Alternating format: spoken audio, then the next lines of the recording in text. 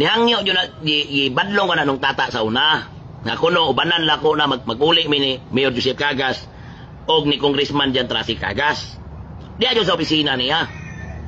Ni anak ko, pwede may maguli, pero undangon ko nila pandaot. Pero dili may pwede mag-uban, kaya ni pirma na siya ni sa impeachment ni Ma'am Inday Manong. Human, nagpanya man na si Mayor Joseph Cagas sa tingog party list, mo man ay nagipit-gipit kang kuan. Sa mga Duterte, kang sunod la Romualdez. Yan na siya, gahid yung kagulo dong ba?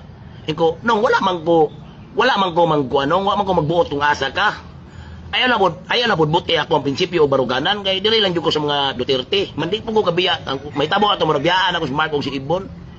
Sa dating siyang istorya ba? Ako, wala man po ko yung rason nga mubiya la Marcos ni Gob, kaya gitarong man ko nila lang trabaho. Diyan na nyo na ko siya na. Antod, istorya siya, dagang siya istorya. Parte sa mga Duterte, ano ba? Human, si Inday Sara lagi ko no, ma-impeach daw na, kung di daw madutlan sa impeachment, madutlan daw dito sa kaso. O, napato siya kitawagan sa mga Maynila, nakadungog pa ko ato, di na ako makuha ng ubansa, dali. O, nga, si Inday Sara lagi daw, ma-impeach na, human, madutlan daw sa kaso, kung ditubag niya, prangka nga istorya, naminaw ka ron ng tatak, kung makahinumdum ka, wala lang ko yung pakialaman na manong. Ma-impeach or sa dili, basta Duterte lang yun ko. Kay, diya mo ko nagsugod. O ka nang, pagmatngon ako sa politika ba? O, lain mo kay paminahon manong ay.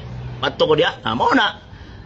Antod kay nanumpa man siya ditong Martin Romualdez. Man kay kanila daw si Jan Trasi o si Mayor, mao daw ni ma-chairman sa Lakas Indi, partido ni Juan. Nihangyo